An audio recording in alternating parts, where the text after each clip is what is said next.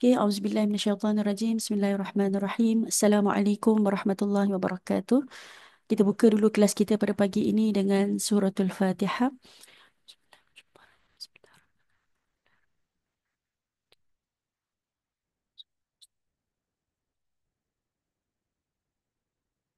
Alhamdulillah, syukur kita kepada Allah kerana Allah masih lagi hidupkan kita. Allah masih lagi berikan kita peluang untuk kita sama-sama berada di dalam majlis ilmu pada 11 Ramadan pada hari ini.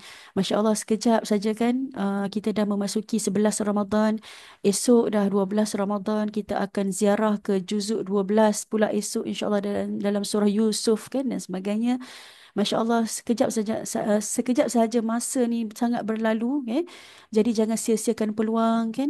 Seperti mana hadis Nabi, man qama Ramadan imanan wahtisaban ghufira lahu ma taqaddama min zambih.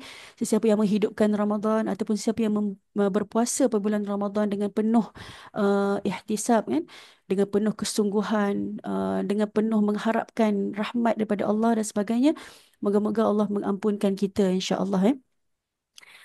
Dan hari-hari ini insya-Allah My Tadabbur Time siri yang ketiga. Bagi yang dah menyertai siri pertama dan kedua, mungkin boleh saya tengok komen ke yang dah sertai sebelum ni, siri pertama dan kedua sebelum ni. Mungkin boleh type dua rangan komen, insya-Allah. Saya sertai Ustazah siri satu dan siri dua. Sebelum ni kita siri satu kita bersama dengan Ustaz Khubaib, tentang subjek sirah, tentang sirah, peristiwa sirah Nabi di bulan Ramadan. Dan siri yang kedua bersama dengan Ustazah Nazirah Abu Bakar, tentang fiqh Ramadan, fiqh puasa. Dan juga hari ini Alhamdulillah bersama dengan kita Dr. Rashimah Syamsuddin. Kita akan berbincang subjek hadis pula hari ini, insya-Allah, tentang wanita dan Ramadan, pedoman daripada hadis Nabi sallallahu alaihi wasallam. Terima kasih kepada semua yang menyertai, ahlan wa sahlan.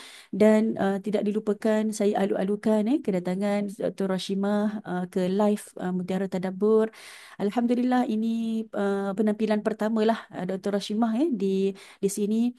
Hari itu masa kami bincang siapalah tokoh wanita yang bidang hadis ni yang kita nak jemput ni, kan. Jadi Alhamdulillah, suami saya Ustaz kata, kita cuba jemputlah Dr. Rashimah, kan, daripada USM Pulau Pinang. Beliau kenal doktor sebelum ni, kan. Alhamdulillah. Dan Alhamdulillah doktor berkelapangan hari ini untuk berkongsi dengan kami semua, insya-Allah. Sudi jugalah untuk saya kenalkan Dr. Rashimah. Dr. Rashimah binti Syamsuddin, merupakan pensyarah di bahagian pengajian Islam, Pusat Pengajian Ilmu Kemanusiaan di Universiti Sains Malaysia USM Pulau Pinang. Kat sini ada orang Pulau Pinang ke? Kat sini, kan, yang sedang tinggal di Pulau Pinang. Kini doktor diamanahkan sebagai pengurusi rancangan bahagian pengajian Islam, Alhamdulillah. Dan doktor dah berkhidmat di USM ni sejak 2010. 2010 ni 14 tahun lah perkhidmatannya. Dan doktor berasal daripada Kedah, kan, daripada Kedah. Kalau sesi yang lepas pun kita dengar daripada doktor Ustazah Nazirah pun orang Kedah juga. So hari ni kita menampilkan orang Kedah lagi, kan. Masya-Allah. Okey, pendidikan awal doktor di SMKA Kedah, di tingkatan 1 dan hingga 3. Dan doktor belajar di Kisas, tingkatan 4 hingga 5. Siapa alumni Kisas kat sini mungkin boleh mungkin kenal Dr. Roshimah, kan. Alhamdulillah. Beliau melanjutkan pengajian peringkat ijazah sarjana muda di Universiti Islam Antarabangsa UIA dalam jurusan Ilmu Wahyu dengan pengkhususan bidang Al-Quran dan Sunnah, kan. Minor bidang sejarah dan ketamadunan, Alhamdulillah. Peringkat ijazah sarjana pula di Universiti Malaya dalam bidang Usuluddin, pengkhususan dalam bidang Al-Quran dan Hadis, kan. Dan seterusnya doktor menamatkan pengajian PhD di USM, Alhamdulillah, dalam bidang Hadis, Alhamdulillah. Dan doktor juga pernah menjadi pensyarah pelawat di Kuliah of Syariah University of Jordan pada tahun 2015. Dan doktor juga pernah menghasilkan penulisan ilmiah, dan telah menyelia lebih 60 orang pelajar pasca siswazah. Siapa-siapa nak sambung pengajian PhD Master, boleh sambung dengan doktor. InsyaAllah bahagian hadis, siapa-siapa yang berminat bahagian hadis, mungkin boleh cadangkan kepada anak-anak yang berada di sekitar Kedah, Pulau Pinang yang nak sambung belajar, boleh ke USM kan, insyaAllah SB bersama dengan Dr. Roshima, insyaAllah. Okey, Alhamdulillah. Hari ini insyaAllah doktor akan berbincang ataupun berkongsi dengan kita semua topik wanita dan Ramadan. Okay. Pedoman daripada hadis Nabi SAW. Sebenarnya apa yang hadis Nabi beritahu tentang wanita semasa bulan Ramadan, bagaimana iktikaf seorang wanita, bagaimana berpuasanya seorang wanita kan. Nanti insyaAllah kita akan, moga-moga kita dapat banyak manfaat daripada perkongsian doktor pada hari ini insyaAllah. Okay. Jadi kalau siapa yang nak tanya soalan, nanti boleh tahan dulu. Jangan type lagi soalan supaya tak ke atas komen-komen tu. Nanti kita akan buka sesi Q&A di akhir nanti, insyaAllah. Kita beri peluang kepada doktor untuk berikan penjelasan tentang tajuk dulu, insyaAllah. Okay, terima kasih Puan Hasnah. Saya dah sertai 1 dan 2. Saya dah sertai 1 dan 2. Alhamdulillah. Ada Ustazah, saya juga berpeluang berkhidmat di USM Pulau Pinang. Puan Nurul Ain. Dia kata, di komen dekat Facebook. Alhamdulillah. Puan Nurul Ain kata, sayangnya tak pernah berkesempatan berjumpa dengan Dr. Rashimah. Kan, insyaAllah. Mungkin akan datang, insyaAllah ada peluang berjumpa, insyaAllah. Okay, terima kasih kepada semua yang hadir. Boleh share di Facebook masing-masing live ni. Boleh share juga di WhatsApp bersama jiran, bersama keluarga, bersama sahabat-sahabat, kan? Bersama grup Tadarus Al-Quran mungkin. Dan juga untuk siapa-siapa yang mampulah untuk boleh menaik nota semasa doktor berbincang, mungkin boleh share dekat ruangan komen. Moga-moga ramai yang dapat manfaat, insya-Allah. Puan Marwani kata strict juga syarat kemasukan untuk buat master dalam bidang hadis. Okey, pengalaman adik yang memohon. InsyaAllah moga-moga dengan strict tu dia dapat cream of the cream insya-Allah, untuk dapatkan pelajar yang memang betul-betul berkelayakan dan boleh menghasilkan tesis yang terbaik, insya-Allah. Okey, moga Allah mudahkan adik Puan Marwani kan yang pernah memohon sebelum ni, moga-moga ditempatkan pusat pengajian yang terbaik, insya-Allah. Okey, amin, insya-Allah. Okey, Puan Farida, terima kasih. Alhamdulillah. Okey, kita dah 100 lebih yang menyertai di Facebook. Alhamdulillah. Jadi kita tanpa melengahkan masa, saya jemputlah Dr. Rashimah untuk berkongsi dengan kita semua pada pagi ini. Falyatafaddal mashkura. Assalamualaikum warahmatullahi wabarakatuh. Bismillahirrahmanirrahim. Innal hamdalillah nahmaduhu wa nasta'inuhu wa nastaghfiruh wa na'udzu billahi min shururi anfusina wa min sayyiati a'malina. Man yahdihillahu fala mudilla lahu wa man yudlil fala hadiya lahu. Asyhadu an la ilaha illallah wahdahu la syarika lahu wa asyhadu anna Muhammadan 'abduhu wa rasuluh. Rabbi syrah li sadri wa yassir li amri wahlul 'uqdatam min lisani yafqahu qawli, amma ba'd. Pertama sekali, terima kasih banyak saya ucapkan kepada Al-Fadilah Ustazah Fatma selaku moderator. Ini adalah kali pertama macam Ustazah sebut kita berurusan, dan insya-Allah mudah-mudahan Allah mempermudahkan sesi perkongsian kita pada pagi ini. Dan seterusnya yang saya kasihi para hadirin dan hadirat sekalian yang menyaksikan perkongsian kita pada pagi ini melalui FB Live ya. Mudah-mudahan perkongsian ini memberi manfaat bukan hanya kepada para pendengar, dan selalunya saya lebih suka ingat sebarang perkongsian tu sebenarnya untuk kedua-dua belah pihak, lebih-lebih lagi untuk saya lah, untuk pengisian daripada sudut rohani saya, dan selain daripada orang kata menjadi juga perkongsian bagi para hadirin dan hadirat yang hadir pada pagi ini.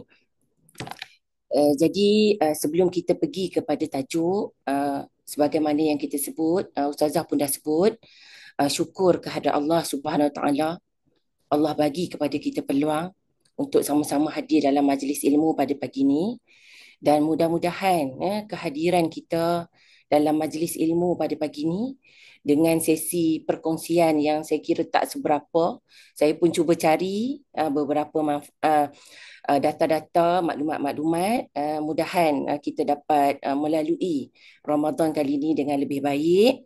Dan yang lebih penting lagi, Allah catat kehadiran kita pada pagi ini menjadi saham yang boleh memberatkan timbangan kita di hari akhirat, sebagaimana hadis sebuah hadis yang disebut oleh Nabi SAW, man salaka tariqan yaltamisu fihi ilman sahhalallahu lahu bihi tariqan ilal jannah. Hadis yang bermaksud sesiapa yang menempuh satu jalan untuk menuntut ilmu, Allah akan mempermudahkannya jalan untuk ke syurga. Sebab kalau kita tengok balik daripada sudut realiti kehidupan kita, dia, semua orang nak masuk syurga. Jadi ada banyak cara nak masuk syurga, selain daripada nanti saya akan kongsikan. Salah satu daripadanya ialah dengan hadir ke dalam majlis ilmu. Dan bila kita sebut Ramadan ni kan, saya rasa setiap orang daripada kita, kalaulah kita tidak isi Ramadan kita dengan kita mencari ilmu, saya rasa kualiti Ramadan kita, kalau orang Kedah kan, saya orang Kedah, orang kata tak setara mana. Kan? Kalau kita tak cari, kita tak boleh rasa feeling. Kan? Kita tak boleh rasa feeling bagaimana kita nak mempertingkatkan Ramadan dalam keadaan kadang-kadang kita tengok ada orang lain bila Ramadan je kita tengok posting-posting yang dikongsikan begitu semangatnya nak menyambut Ramadan. Kan? Kita macam mana? Itulah Jadi sebab itu dengan hadir ke majlis ilmu, kita cari ilmu, kita dengar ceramah-ceramah, dapat memberi pengisian rohani kepada kita untuk kita jadikan Ramadan ni Ramadan yang lebih baik, yang orang kata tak berlalu sebagaimana mungkin tahun-tahun sebelum ni Ramadan kita kualiti dia kita tak dapat lalui dengan lebih baik ya. Dan lagi satu macam yang Ustazah sebut tadi, sekarang ni kita dah orang kata 11 hari berpuasa. Masa memang berjalan dengan sangat pantas. Kan kalau macam saya, kita rasa hari tu baru je masuk tahun 2025. Kita masuk Januari. Sekarang dah Februari, sekarang dah bulan Mac. Dan bulan Ramadan, kita dah 11 hari. Jadi masa berlalu dengan sangat pantas. Sekejap sahaja. Daripada sini jugalah saya nak pergi kepada topik yang Ustazah amanahkan kepada saya, yang kita akan tengok topik pada pagi ni daripada sudut hadis Nabi SAW. Jadi kalau tajuk yang diberi kepada saya, wanita dan Ramadan. Jadi tajuk ni sangat dekat dengan kita sebab kita sebagai wanita, kita sebagai ibu, kita sebagai isteri, kita sebagai anak, kita sebagai kakak dan kita sebagai orang perempuan. Dalam bulan Ramadan ni kita ada dua aspek. Satu aspek yang pertama ialah daripada aspek bagaimana kita nak seimbangkan tugasan seharian kita, kita bekerja ke, kita suri rumah ke, bagaimana kita nak manfaatkan Ramadan ini dengan sebaiknya. Yang kedua, aspek bila kita sebut kita sebagai kaum wanita ataupun orang lelaki yang hadir, saya tak pasti, saya tak nampak berapa yang hadir dalam sesi live kita, tapi orang lelaki pun boleh cuba memahami dan memberi galakan kepada kaum wanita bagaimana kita dapat mengambil pedoman dan panduan daripada hadis Nabi SAW dalam kita nak orang kata apa, melalui sebulan kita berpuasa dalam bulan Ramadan. Jadi daripada segi tajuk, apa yang saya nak kongsikan juga, bila kita sebut hadis Nabi SAW yang nak dikaitkan dengan kaum wanita, saya cuba cari hadis yang spesifik, yang khusus berkaitan dengan kaum wanita. saya cuba buka kitab Sahih Al-Bukhari. Memang tak banyak hadis yang secara direct ada kaitan dengan kaum wanita. Ada beberapa hadis yang menyebut tentang kaum wanita dan puasa dalam bulan Ramadan secara khusus. Dan daripada sini dapat saya simpulkan bahawa sebenarnya dalam aspek puasa, puasa kaum wanita tak berbeza, tak jauh berbeza, tak berbeza dengan puasa kaum lelaki, sebab hadis dalam konteks ni bila Nabi sebut tentang puasa dalam aspek yang umum melibatkan kaum lelaki dan juga kaum wanita. Jadi sebab puasa ni memang menjadi orang kata apa, kefarduan ke atas orang lelaki dan juga kaum wanita. Jadi sebelum saya pindah kepada slide yang berikutnya, saya juga nak sebut perkongsian saya pada pagi ni. Saya tak fokuslah ke arah hukum-hukum, dan saya percaya perbincangan tentang hukum mungkin telah disentuh oleh Ustazah Nazirah sebelum ni, yang juga Ustazah Fatimah sebut tadi orang Kedah. Saya tak pasti Ustazah orang Kedah bahagian mana. Saya orang Kedah, orang Pendang ya. Dan saya tengok tadi ada para hadirat kita yang mengikuti daripada Singapura, ada juga daripada USM. Mungkin mudah-mudahan selepas ini ada yang nak minta belajar dan sebagainya ataupun sebarang urusan, mungkin kita boleh berhubung selepas ini. Jadi daripada sudut fokus saya pada pagi ini, saya tak fokus kepada hukum, saya lebih kepada nak membawa para hadirin dan hadirat sekalian yang hadir majlis ilmu pada pagi ini, bagaimanakah kita dapat melakukan amalan-amalan dalam bulan puasa ni yang boleh kita lipat gandakan berdasarkan petunjuk daripada Nabi SAW, dan saya cuba bawa hadis-hadis yang boleh memberi panduan kepada kita semua, insya-Allah. Okey, kita pindah kepada slide yang berikutnya. Jadi kalau lihat kepada apa yang tertera pada slide ini, sebelum kita pergi kepada hadis yang saya nak kita sama-sama kongsi dan dapat manfaat, saya ada lontarkan di situ dua soalan. Soalan yang pertama, ini sebagai intro ya, kepada perkongsian kita, ialah sejauh manakah kita sebagai seorang wanita ataupun sebagai seorang lelaki yang insya-Allah mukminah salihah, bagaimanakah, sejauh mana dah 11 hari ini, sejauh manakah Ramadan ini telah berjaya kita hidupkan dalam jiwa kita, kita hayati dan kita praktik dengan sebaik mungkin. Jadi untuk soalan ni, kita sendiri yang ada jawapan. Kita boleh tengok, kita sendiri boleh rasa bagaimana kualiti Ramadan kita.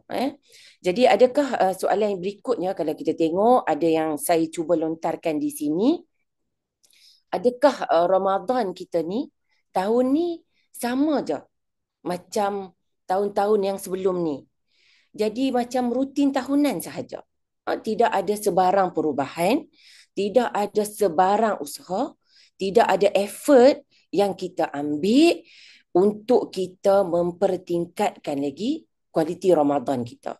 Jadi berlalu 30 hari macam itu sahaja, tanpa ada orang kata usaha-usaha ataupun perkara-perkara kebaikan yang kita nak pertingkatkan lagi pada puasa Ramadan pada tahun ini. Atau Ramadan kali ini memang benar-benar kita ambil peluang, kita jadikan bulan Ramadan sebagai bulan yang benar-benar menjadi medan ataupun bulan yang dapat mendidik jiwa kita untuk kita berubah menjadi lebih baik dan mendekatkan diri kepada Allah Azza wa Jalla, taqarrub kepada Allah. Kalau tengok juga dekat sini dalam slide ni, gambar. Gambar sekarang mudah je. Gambar kita boleh generate AI, kita bagi prompt, ini gambar daripada AI, kita termasuk dalam kategori yang mana?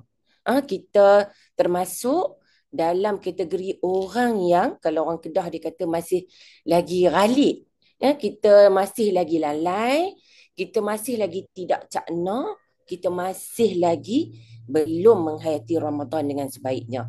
Kita masih lagi kalut dengan apa?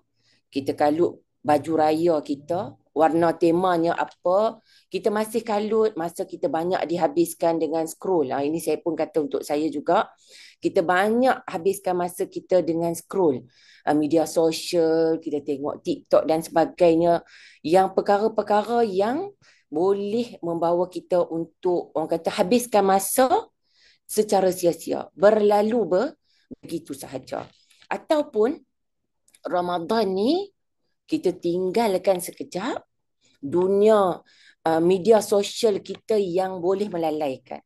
Tapi kalau kita jadikan Ramadan ni sebagai medan untuk kita dengar ceramah dan sebagainya yang macam sekarang ni, itu adalah, orang kata apa, itu adalah perkara yang bagus. Jadi daripada sinilah kalau kita orang perempuan, saya faham kesibukan kita dengan tugasan seharian, bekerja ataupun suri rumah. Biasanya orang perempuan dia sibuk dengan apa? Kita sibuk nak fikir, nak buka puasa, nak makan apa, nak kena sediakan. Kadang-kadang masa yang kita sediakan, peruntukkan untuk menyediakan juadah tu, dia kita lepaskan peluang yang Allah berikan kepada kita. Contohnya, kita nak memanfaatkan sebelum kita berbuka puasa, kita berdoa kepada Allah dengan bersungguh-sungguh, sebab orang yang berpuasa, doanya ketika dia iftar, doanya akan antaranya ialah doa dia akan Allah makbulkan. Kadang-kadang kita kalut nak sedia makanan, kita nak berhidang dan sebagainya. Peluang-peluang inilah yang kita tidak manfaatkan. Jadi dengan kita ada planning, sepatutnya kita kena ada planning perkara apa yang kita nak buat. Kita nak masak jam berapa, kita nak settle masak pukul berapa, kita ada berapa minit. Kita nak train semua ahli keluarga kita manfaatkan sebelum masuk waktu tu kita berdoa kepada Allah, ya. Okey, ini daripada sebagai pengenalan daripada saya. Orang kata kitalah yang ada jawapan Ramadan kita. Tapi bukanlah maksudnya di sini Ramadan kita yang telah berlalu 11 hari itu, kalau orang perempuan dia ada keuzuran dan sebagainya, dan kita masih ada lagi baki, dan sama-samalah. Saya kata juga ini adalah, orang kata apa, gesaan juga untuk saya, tuntutan juga untuk saya, kita sama-sama memanfaatkan betul-betul baki Ramadan yang kita ada. Kita lakukan dengan sebaik mungkin, khususnya 10 malam yang terakhir tu kita bertemu dengan Lailatul Qadar, ya. Sama-sama kita berdoa. Sebenarnya kadang-kadang kita nak sesuatu perkara tu, cuma kadang-kadang kita tak berdoa. Ini pun satu juga, kita nak tapi kita tak berdoa, ya. Ada orang dia rasa macam malulah dia nak berdoa, nak minta kepada Allah sebab dia rasa dia banyak kurang. Tapi sebenarnya ni satu konsep yang salah. Sebenarnya kita sebagai hamba, bila kita rasa kita jauh daripada Allah, sepatutnya kita kena minta. Kita minta kepada Allah. Setiap apa benda yang kita nak, sepatutnya kita kena set. Apa yang kita nak, kita sebut dan kita minta kepada Allah. Dan antara yang, kalau kita tengok ulama salaf terdahulu, mereka minta bersungguh-sungguh ditemukan dalam Ramadan, dan supaya amalan kita diterima. Nanti saya akan kongsi juga mengenai perkara ini. Dan kita pindah kepada slide yang berikutnya, Ustazah.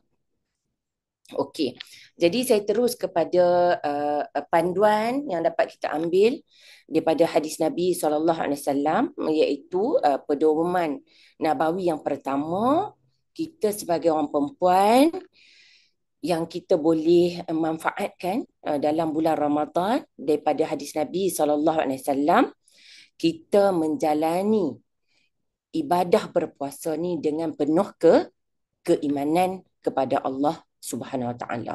Jadi maksudnya di sini kita memang dah, Allah dah, alhamdulillah, kita dilahirkan dalam keadaan Islam.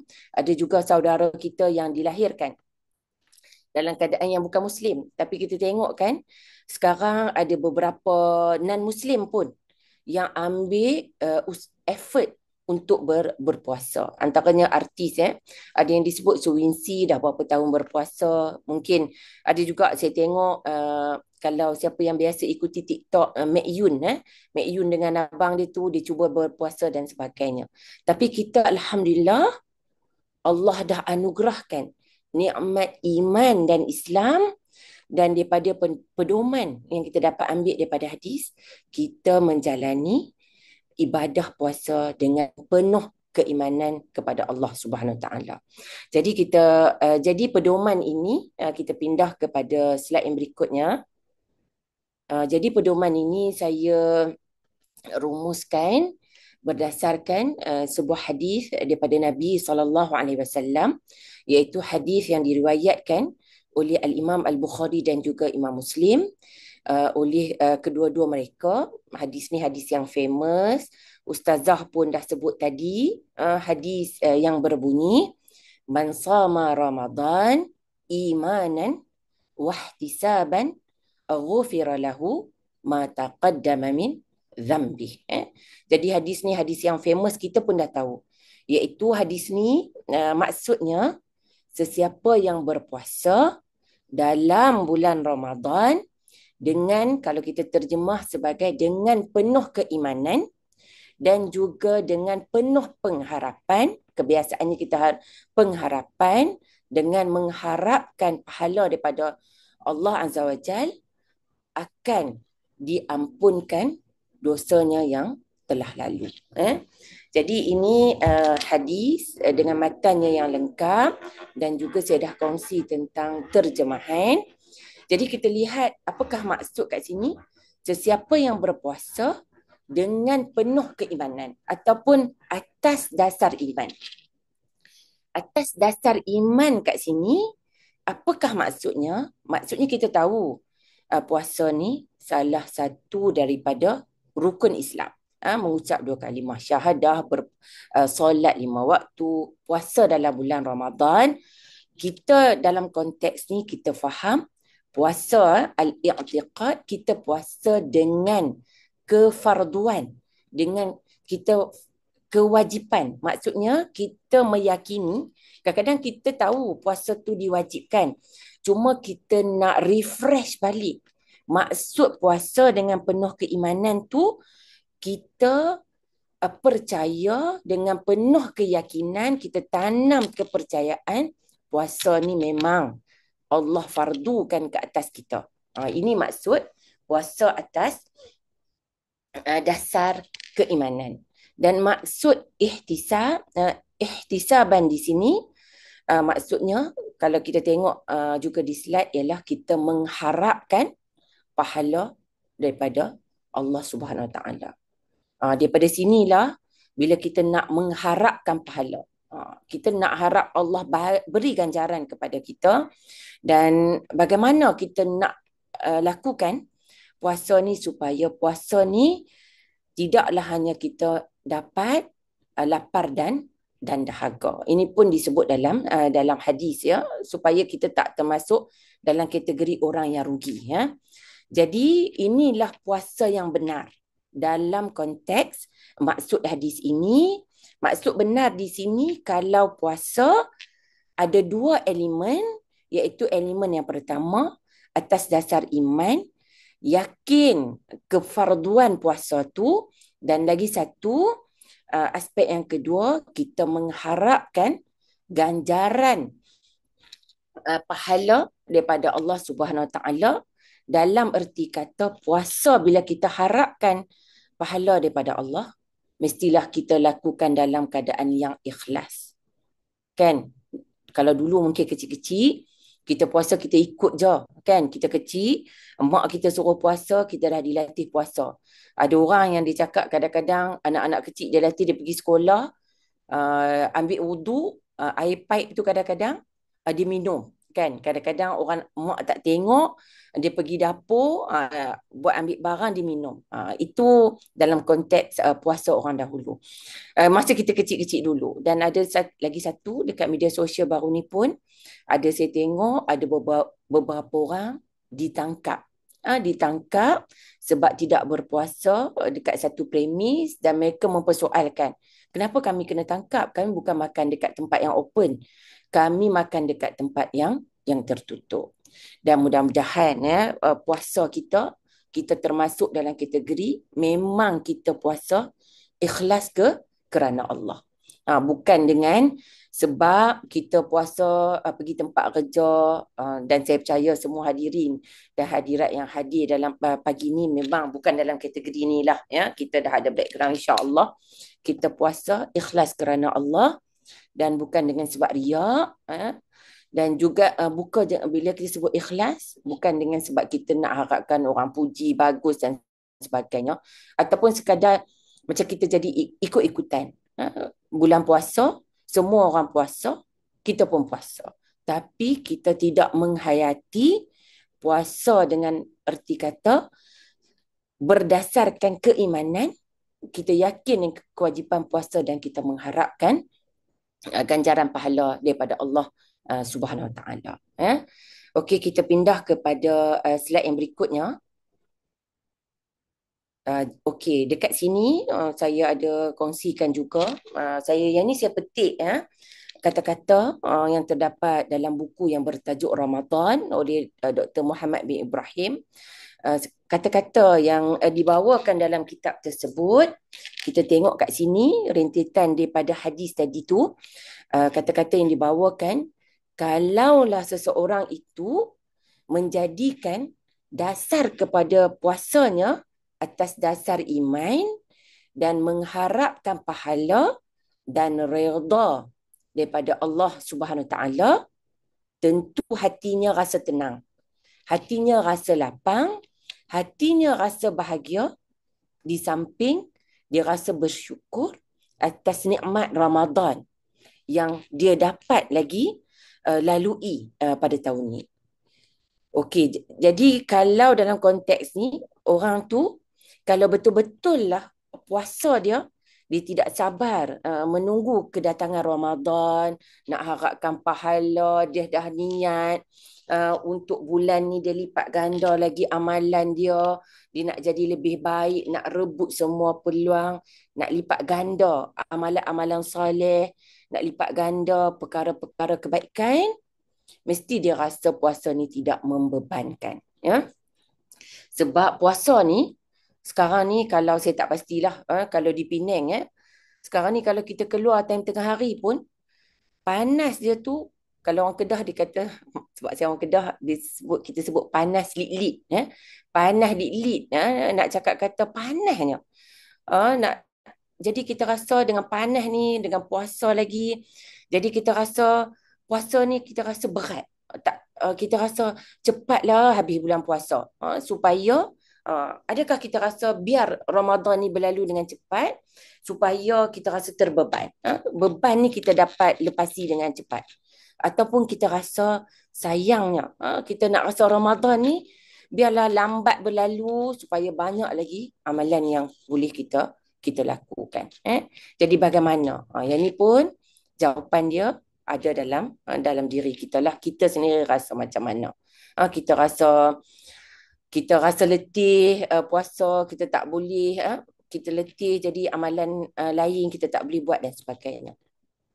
Dan kalau kita ambil mafhum daripada hadis tadi, hati seseorang wanita ataupun seseorang lelaki kalau dapat orang kata mendirikan Ramadan dalam penuh keimanan dan mengharapkan pahala daripada Allah, tentulah dia tidak rasa susah dan rasa berat ketika menjalani ibadah puasa, sehingga hati dia, apa yang ada dalam hati dia terpantul keceriaan, dan juga bulan puasa memperlihatkan kepribadiannya yang memiliki akhlak yang mulia. So yang inilah juga daripada sudut, adakah kita masih lagi dengan akhlak-akhlak yang kita bawa daripada bulan sebelum Ramadan. Mungkin daripada sudut orang kata apa, sama je. Kalau daripada sudut orang kata kita nak bercakap tentang keburukan orang lain. Ni saya pun kata kat saya sebagai peringatan juga.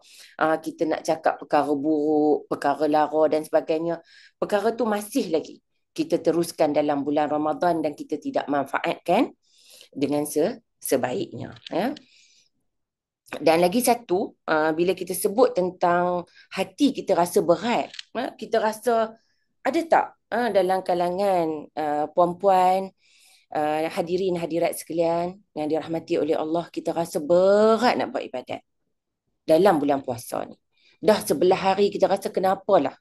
Saya ada juga yang rasa, orang kata, ada juga orang yang sebut kalaulah kita tak betul-betul kuat, memang kita akan malas nak buat tarawih, kita malas nak baca Al-Quran, kita akan rasa nak buat amalan tu kita rasa tak apalah, sekejap lah.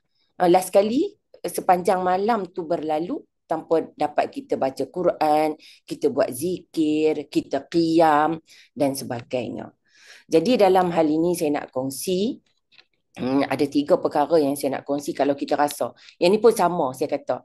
Satu, macam saya sebut tadi, kita tak pindah lagi saja yang sebelum tadi tu, tentang apa yang boleh kita buat kalau kita rasa berat.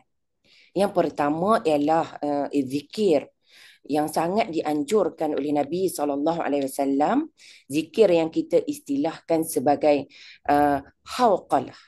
Hawqalah, iaitu zikir ni banyak disebut sebagai salah satu daripada perbendaharaan. Kita kata khazanah syurga yang Nabi pesan kepada seorang sahabat Nabi yang bernama Abdullah bin Qais radhiyallahu anhu. Nabi kata, ucapkanlah hawqalah ini, iaitu la haula wala quwata illa billah.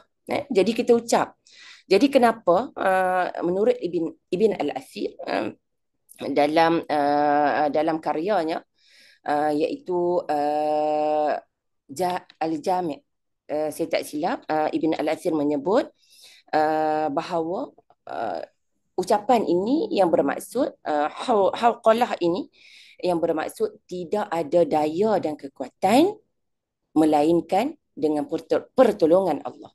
Iaitu tidak ada daya daripada kita nak menghindarkan diri kita daripada melakukan maksiat, melainkan kita minta perlindungan daripada Allah. Allah lindung kita daripada kita nak melakukan maksiat, dan bukan hanya perkara tersebut, kita minta tidak ada kekuatan untuk kita melakukan perkara-perkara ketaatan kecuali dengan pertolongan Allah. So kita minta so kita tidak, sebagai seorang hamba, kita memang tak berdaya. Jadi kita banyakkan mengucapkan zikir ini, mudah-mudahan Allah bantu kita.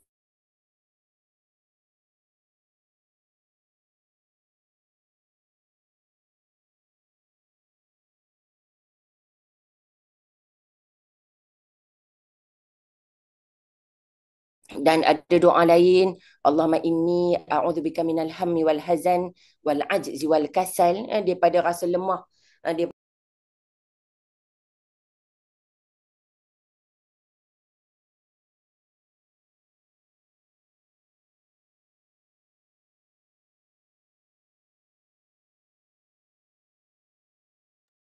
Sekejap, doktor tekan semula unmute, doktor. Doktor tekan semula unmute. okey. Okay. Boleh ya Ustazah? Boleh, boleh. Boleh, saya teruskan. Ada satu lagi zikir yang memang kita sebut, yang disebut secara spesifik, asbahna wa asbahal mulku lillah walhamdulillah la ilaha illallah wahdahu la syarikalah lahul mulku wa lahul hamd wa ala kulli syai'in qadir.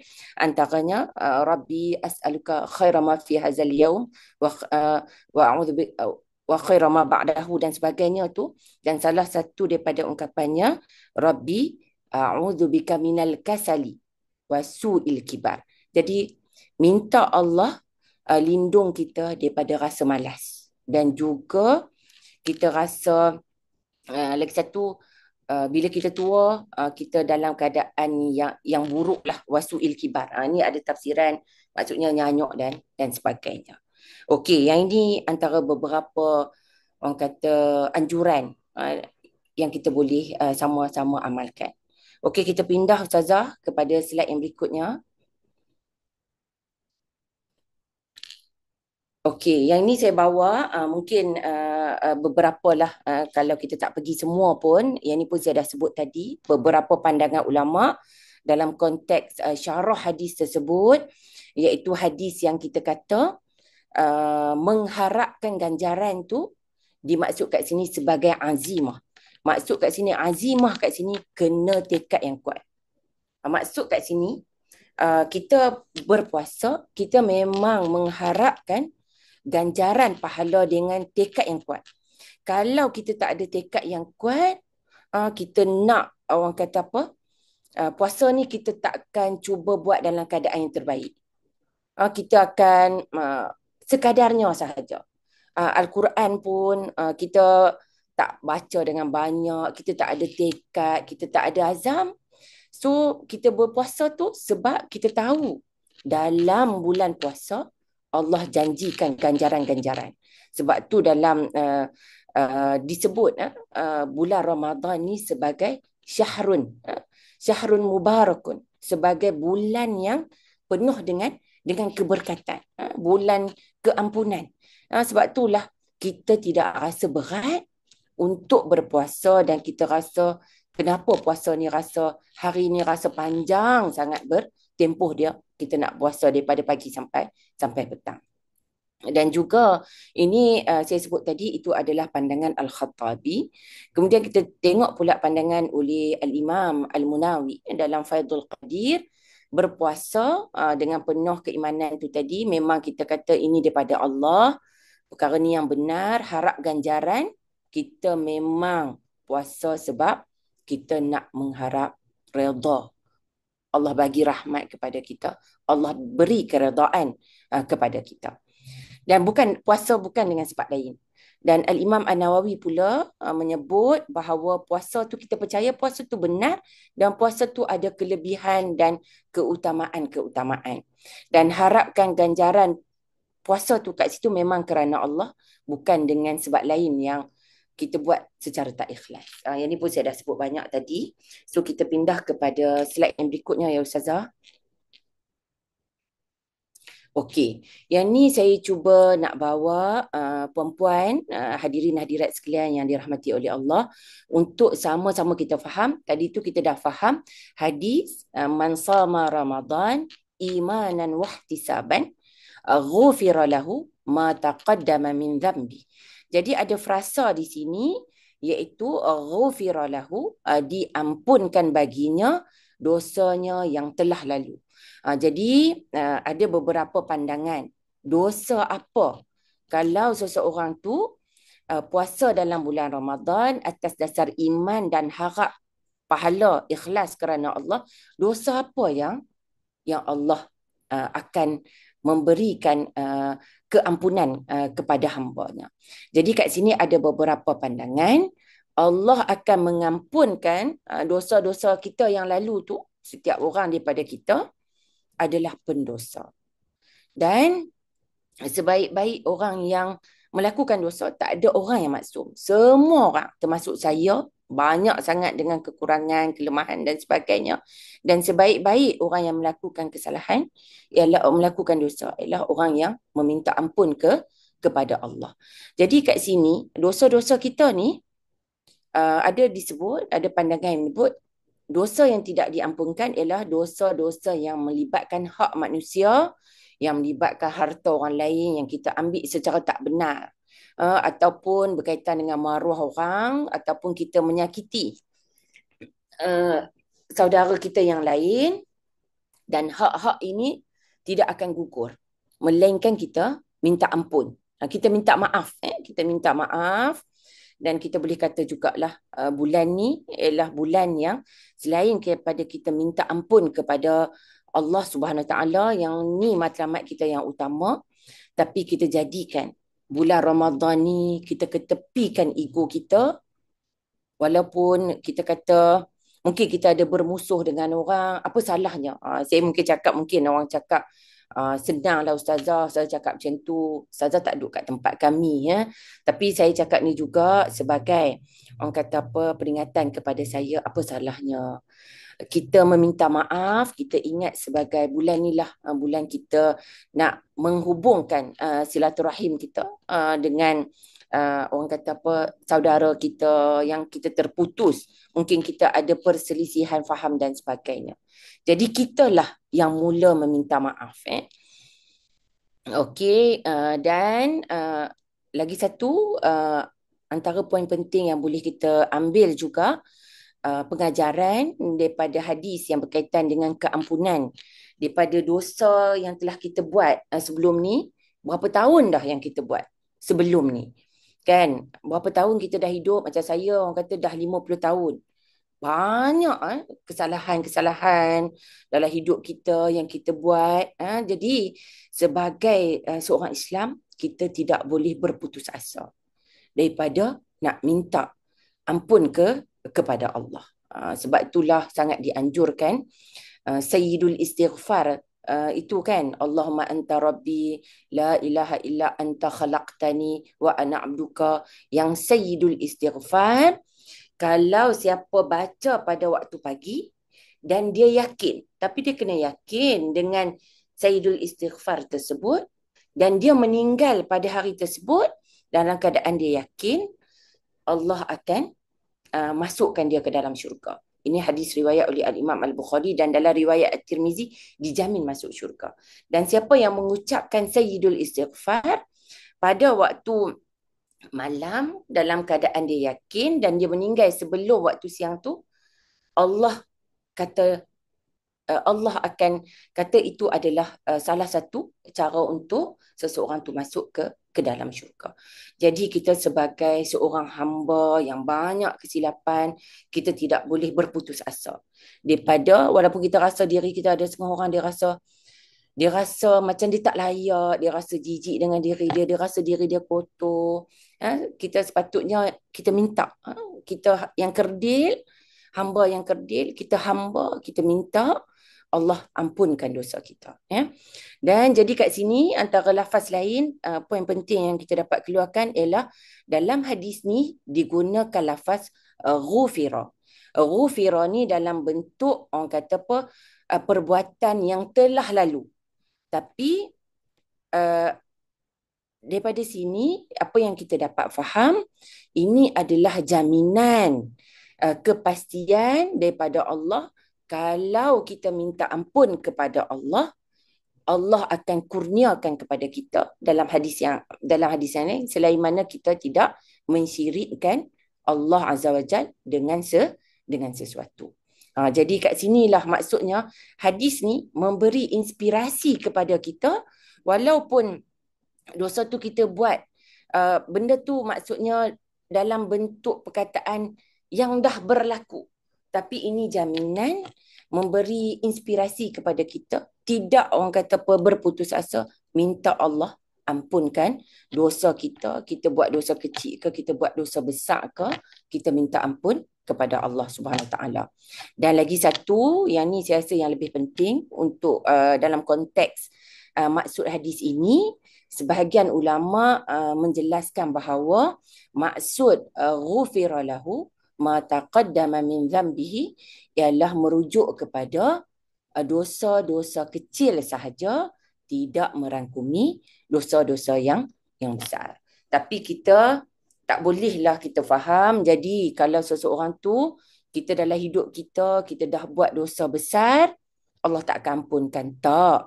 Tapi maksudnya dalam konteks puasa ni, yang konteks siapa yang puasa Ramadan atas dasar iman dan harapkan ganjaran pahala ikhlas kerana Allah, Allah akan ampunkan dosa-dosanya yang kecil.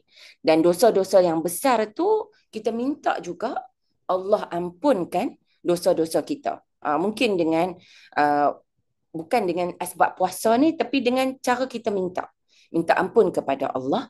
Sebab dalam sebuah hadis yang sahih, rahmat Allah ni sangat luas. Rahmat yang Allah turunkan kepada kita ni baru satu. daripada 99 yang Allah simpan kepada kita pada hari akhirat nanti. Ya. Okey, saya rasa kita pindah saja kepada slide yang berikutnya. Yang ni pun saya nak kongsi juga tentang orang kata apa? Uh, kita sebut tentang Ramadan tadi tu, dengan berpuasa tadi tu dapat menghapuskan dosa kita. Jadi yang berikutnya saya kongsikan sebuah hadis daripada Nabi SAW yang diriwayatkan oleh Imam Muslim. Nabi SAW bersabda, "As-salawatul khams wal jum'atu ila al-jum'ah wa ramadanu ila ramadan mukaffiratun ma bainahunna izaj tanabal kabair." Jadi yang inilah yang maksud daripada puasa tadi tu, dosa yang kita nak ampunkan tu, sebenarnya hadis tadi, kalau kita faham juga, sebab kita kadang-kadang, kita tak boleh faham sebuah hadis tu dengan hadis tu sahaja dan terus kita keluarkan rumusan. Hadis, kita kena faham juga dengan hadis yang lain, dan juga hadis kadang-kadang kita faham berdasarkan ayat Al-Quran juga. Itu antara beberapa kaedah lah untuk kita faham hadis.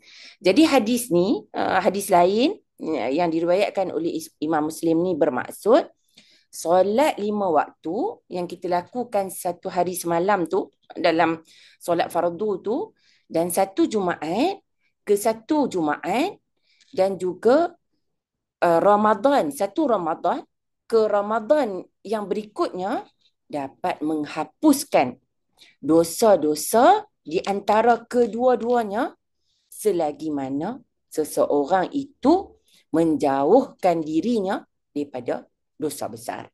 Jadi dosa yang nak diampunkan itu dengan kita berpuasa Ramadan merujuk kepada kita menjauhi dosa-dosa yang besar. Jadi kalau kita boleh hayati hadis ni, dalam konteks ni kita minta ampun, dosa-dosa kecil kita Allah akan ampunkan.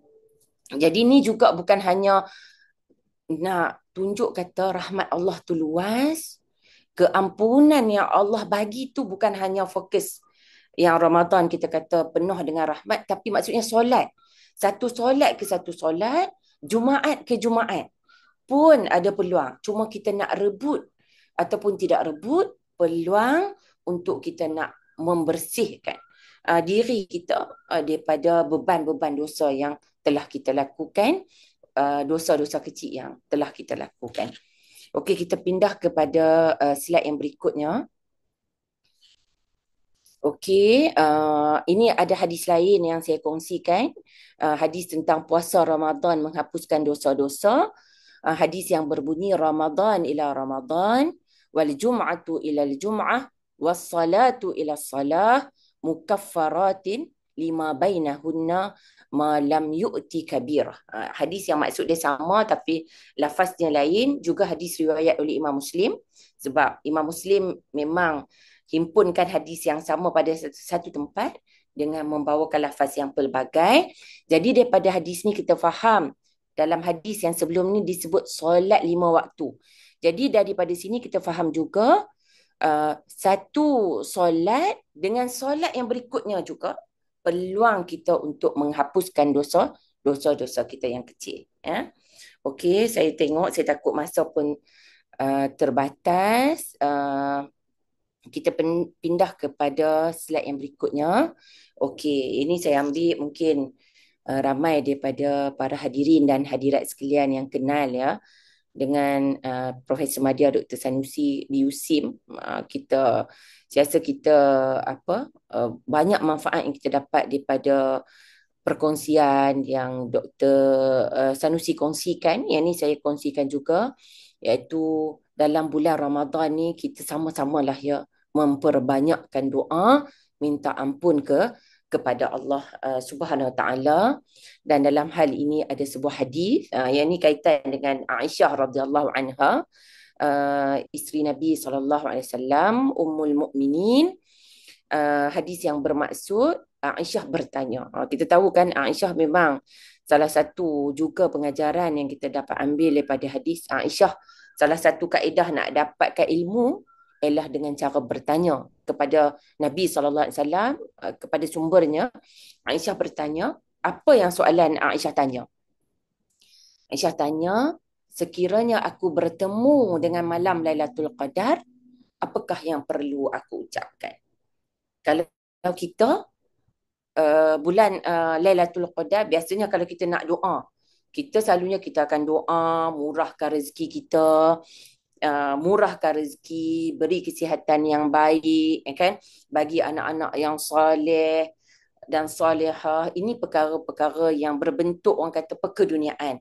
Tak salah pun untuk kita meminta kepada Allah. Ini tak salah, tetapi dalam konteks bulan Ramadan, kalau kita nak mengambil panduan daripada hadis Nabi SAW, khususnya 10 malam yang terakhir, maka marilah kita sama-sama ucapkan doa ni dengan lebih banyak, iaitu apa? Lalu Nabi SAW mengajarkan doa ini kepada Aisyah, iaitu doa kita dah biasa, Allahumma innaka afuun tuhibbul afwa fa'fu anni. Jadi doa ini bermaksud, ya Allah ya Tuhanku, sesungguhnya Engkau Maha Pengampun dan Engkau amat suka kepada memberi keampunan, maka berikanlah keampunan kepada aku. Jadi bila ditanya, Aisyah tanya, Nabi tak kata mintalah perkara lain, mintalah murah rezeki ke, minta perkara dunia ke, minta masuk syurga ke, minta apa, tetapi yang disebut di sini Nabi mengajar minta ampun kepada Allah Subhanahu wa taala. Dan saya nak kongsi juga ada satu lafaz yang biasa kita dengar, ada lafaz mungkin sebahagian daripada kita dah biasa dengar, Allahumma innaka afuwun karim. Lafaz karim tu sebenarnya tidak orang kata apa, walaupun biasa diucap, tapi berdasarkan hadis yang sabit daripada Nabi, afuwun tu tidak ada tambahan karim dalam lafaz yang diucapkan. Tapi dalam bab berdoa ni sebenarnya keluasan, tapi yang sebaiknya kita boleh berdoa dengan apa-apa saja. Katalah orang tu tak hafal doa ni, dia doalah dalam bahasa Melayu, ya Allah ampunkanlah aku. Tapi kalau kita boleh hafal, doa ni pun pendek, kita ambil effort, kita hafal doa ni, Allahumma innaka afun tuhibbul afwa fa'fu anni. Jadi sama-sama lah khususnya bila masuk malam yang terakhir, 10 malam, kita sama-sama memperbanyakkan. Kalau orang perempuan mungkin dia datang haid dan sebagainya, kita dengan orang kata apa, ambil contoh apa yang disebut dalam hadis, kita memperbanyakkan mohon istighfar kepada Allah. Sebab tu bila kita sebut tentang istighfar, mungkin Saza boleh pindah kepada slide yang berikutnya. Okey, tak apa. Sebelum tu juga, sebab itulah orang perempuan ni memang sangat disarankan untuk meminta ampun kepada Allah. Ada dalam sebuah hadis riwayat oleh Al-Imam Al-Bukhari dan Muslim. Yang ni pun saya akan sebut kemudian nanti. Iaitu dengan orang kata apa, tentang istighfar, tentang bersedekah. Yang itu saya akan sebut kemudian. Dan yang kat sini juga antara panduan lain yang dapat kita sama-sama mengambil manfaat, saya cuba rumuskan dalam bentuk ungkapan, rugilah kita kalau Ramadan kita ni berlalu tanpa kita dapat keampunan. Tadi hadis kata kalau kita puasa dengan penuh keimanan tu dan harap pahala ikhlas kerana Allah, dosa kecil kita akan diampunkan. Dan tadi juga saya dah kongsi hadis, Nabi SAW mengajar Aisyah radhiyallahu anha doa minta ampun khususnya pada 10 malam yang terakhir. Dan yang ni kita tengok pula hadis yang Nabi sifatkan. Seseorang tu dia rugilah kalaulah Ramadan tu dah berlalu tapi dia tidak diberi keampunan oleh Allah Azza wa Jal. Jadi hadis ini adalah hadis riwayat oleh Abu Hurairah radhiyallahu anhu. Hadis ni ada dalam Jami' at-Tirmizi.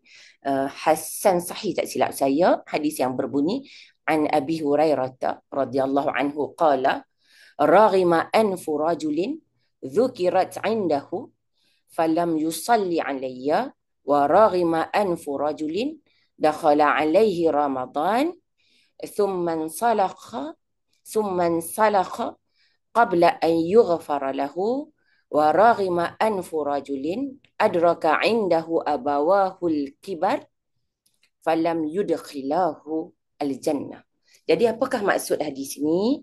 Hadis daripada Abu Hurairah radhiyallahu anhu, beliau berkata, Rasulullah sallallahu alaihi wasallam bersabda, saya tak tahu nak terjemahkan raghima anfu tu, nanti kita akan tengok maksud dia. Saya terjemah sebagai, ada lafaz terjemah sebagai celaka, rugi. Saya terjemah sebagai kehinaan, tapi maksudnya lebih kurang berlega maksud yang sama.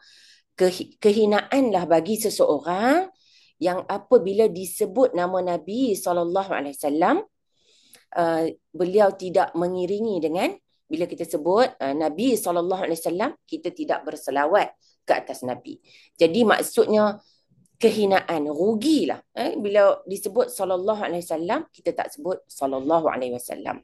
Dan juga disebut 3 bentuk kehinaan di sini, kerugian yang besar, iaitu bagi seseorang yang Allah dah bagi kepada dia peluang bulan Ramadan, tapi bulan tu berlalu begitu sahaja sebelum dia diberikan ampunan kepada Allah. Jangan kata diberikan keampunan, minta ampun kepada Allah pun dia tak minta, tu lagilah sangat rugi. Jadi kita kena bersungguh-sungguh minta ampun kepada Allah supaya kita tidak termasuk dalam kategori orang yang rugi, yang tidak memanfaatkan peluang keemasan ini.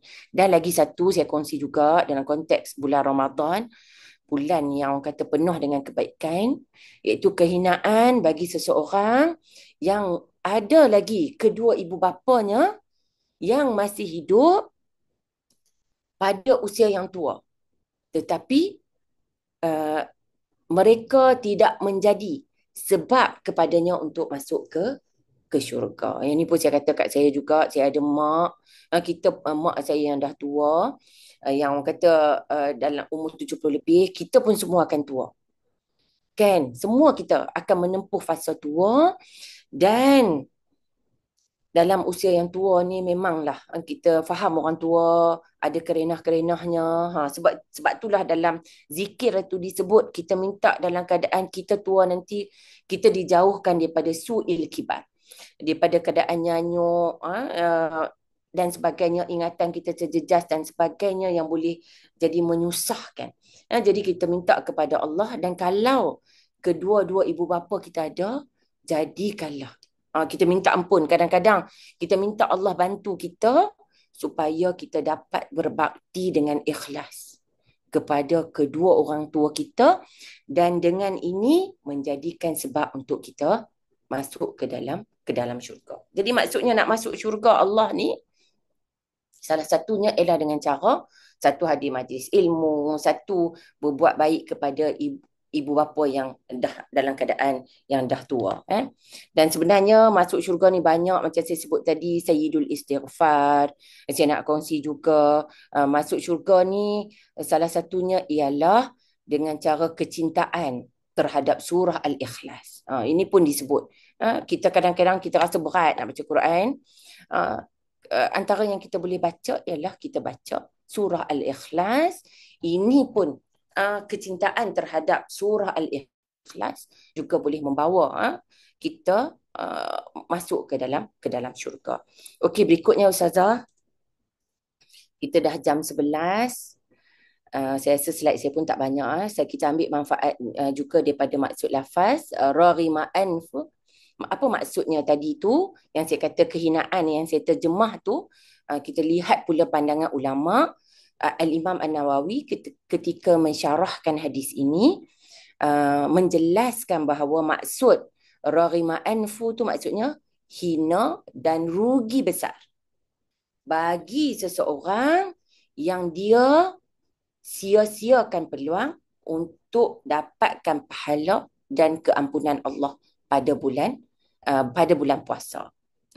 Dan juga Ibn Allan dalam kitab Dalil Al-Falihin menyebut bahawa raghima anfu bermaksud terjatuh. Seseorang tu dia terjatuh dalam keadaan kehinaan dan kebinasaan akibat perbuatan yang dia buat tadi tu. Maksudnya Ramadan dia berlalu dan dia tidak diberi keampunan. Maksudnya rugilah kita, hinalah kita dan binasalah kita. Kita tak manfaatkan dengan sebaiknya. Dan Al-Munawi dalam Faidul Qadir menyebut, orang yang disebut dalam hadis ni, kalaulah raghima anfu tu maksudnya, kalau dia tak manfaatkan sebetul-betulnya Ramadan ni dengan minta ampun kepada Allah, sebenarnya dia telah menutup pintu rahmat, ya, uh, untuk Allah beri kepadanya. Sehingga sebenar-benarnya dia berada dalam keadaan yang rugi. Kan? Jadi ini antara beberapa pengajaran yang dapat kita ambil daripada hadis, dan kita tahu juga, okey, untuk slide yang berikutnya Ustazah.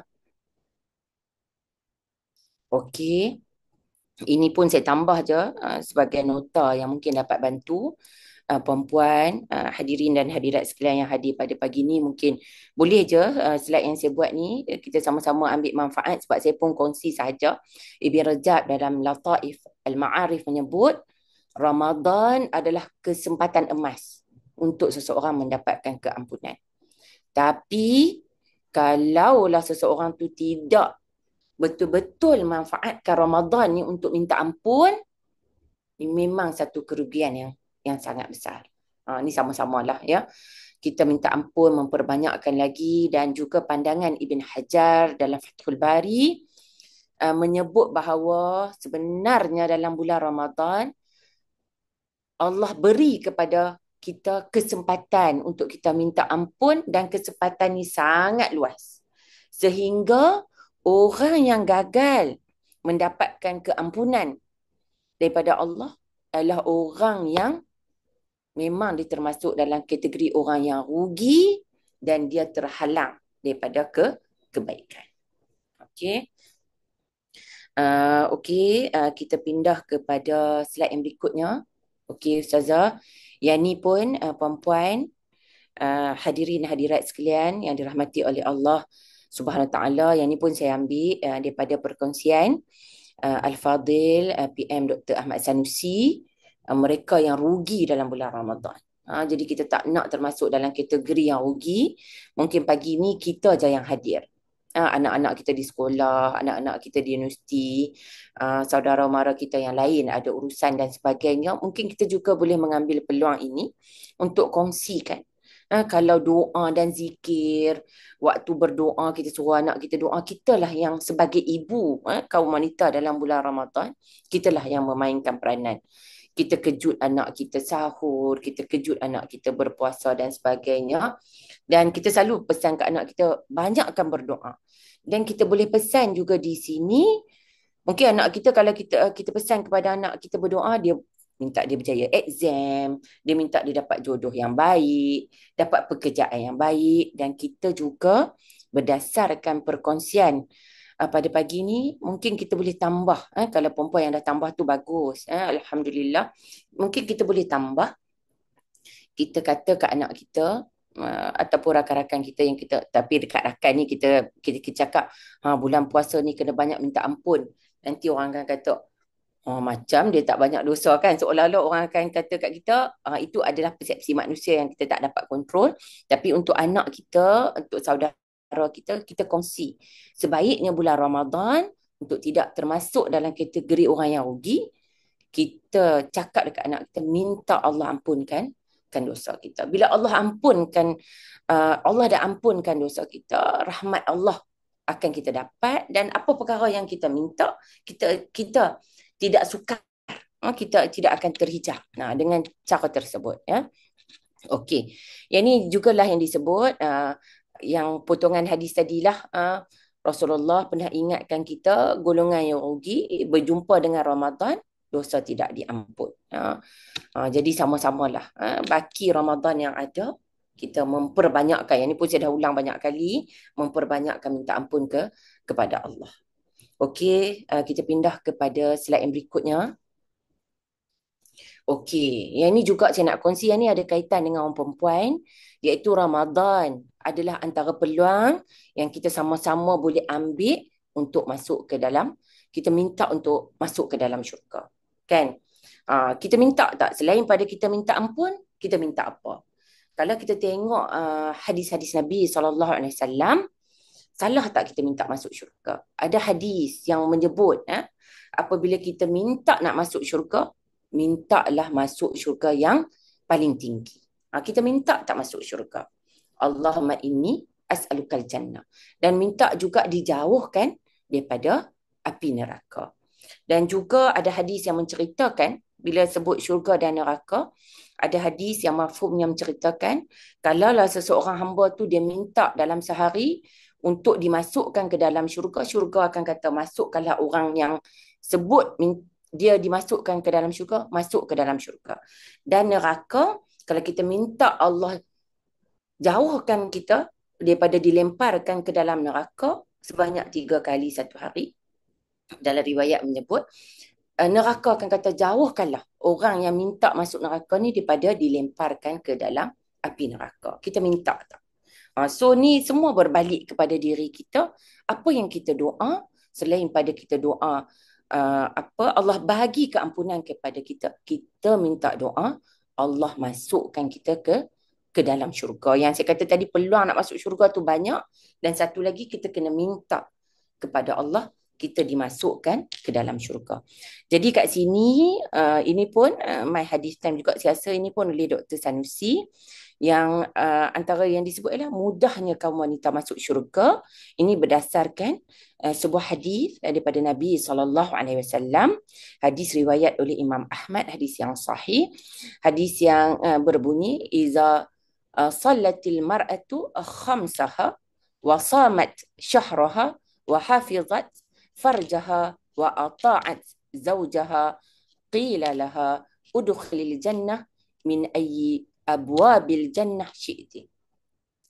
Jadi hadis ini bermaksud apabila seseorang wanita tu dia mendirikan solat 5 waktu dalam sehari semalam, solat 5 waktu, bukan satu hari saja, berterusan setiap hari dia, kecuali lah dia ada keuzuran dan dia berpuasa. Macam kita sekarang, kita berpuasa dalam bulan Ramadan, dan ada juga kitab syarah yang menyebut maksudnya di sini bukan hanya kita puasa tapi kena ganti. Kita kena lengkapkan ganti puasa. Yang ni pun ganti puasa, bayar fidyah balik berapa puasa yang kita dah ganti dulu, yang kita dengan ada keuzuran dan sebagainya, ganti balik, jaga puasa bulan Ramadan dan menjaga kehormatan diri kita, taat kepada suaminya. Dan dikatakan kaum wanita yang ada solat 5 waktu, puasa dalam bulan Ramadan, menjaga kehormatan dirinya, taat kepada suaminya, dikatakan kepada orang perempuan ni, masuklah syurga daripada mana-mana pintu yang seorang wanita tu nak masuk. Ini adalah sebenarnya peluang kepada kaum wanita untuk sama-sama, tapi saya rujuk kitab syarah, disebut kena ada 4 syarat ni. Dan bukanlah orang kata bukanlah orang perempuan yang tak cukup syarat ni dia tak boleh masuk syurga. Ada juga masuk syurga ni banyak caranya. Dia ada pintu Ar-Rayyan dan sebagainya. So kita minta je kepada Allah untuk kita dimasukkan ke dalam syurga, dan orang perempuan yang jaga solat, puasa bulan Ramadan, jaga kehormatan, taat suami, boleh masuk mana-mana pintu syurga yang orang perempuan mana-mana kita nak masuk. Ini juga panduan pedoman yang kita dapat ambil daripada hadis Nabi SAW. Okey Ustazah, kita pindah kepada slide yang berikutnya. Okey, kita baru pindah kepada pedoman Nabawi yang kedua, itu kita memperbanyakkan sedekah. Yang ni pun kita dah tahulah. Macam saya nak sebut, ada hadis riwayat oleh Imam Muslim, hadis yang berbunyi, ya ma'syaran nisa tasaddaqna wa akthirna al-istighfar. wahai sekalian wanita, bersedekahlah dan memperbanyakkanlah istighfar kerana aku melihat banyak daripada kamu adalah penghuni neraka. Ya, sebab apa? Sebab tidak, orang kata, kufur kepada pasangan, iaitu membandingkan suami, kufur pemberian dan sebagainya, menafikan kebaikan yang dilakukan oleh suami dan sebagainya. Jadi orang perempuan, Nabi pesan, uh, banyakkanlah sedekah, banyakkanlah istighfar. Sebab dapat, orang kata apa? Inilah dapat menjadi benteng yang menjauhkan kita daripada api neraka. Ada hadis yang sahih yang menyebut orang perempuan bersedekahlah walaupun dengan separuh daripada sebiji tamar. Separuh daripada tamar, separuh daripada kurma.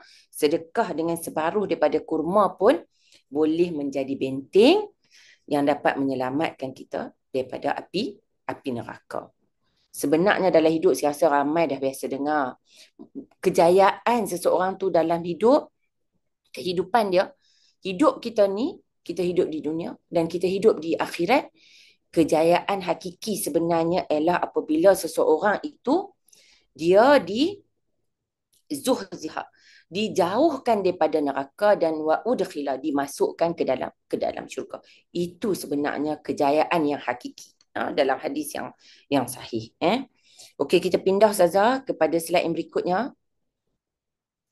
Okey, jadi kat sinilah antara apa yang kita boleh ambil inspirasi daripada hadis Nabi sallallahu alaihi wasallam, kita jadi insan yang pemurah, khususnya pada bulan Ramadan. Bukanlah maksudnya bulan Ramadan ni kita kena memperbanyakkan lagi. Kalau sebelum ni kita dah banyak dah. Tapi bulan Ramadan kita memperbanyakkan lagi. Kita mempertingkatkan lagi. Ini berdasarkan sebuah hadis riwayat oleh Al-Imam Al-Bukhari.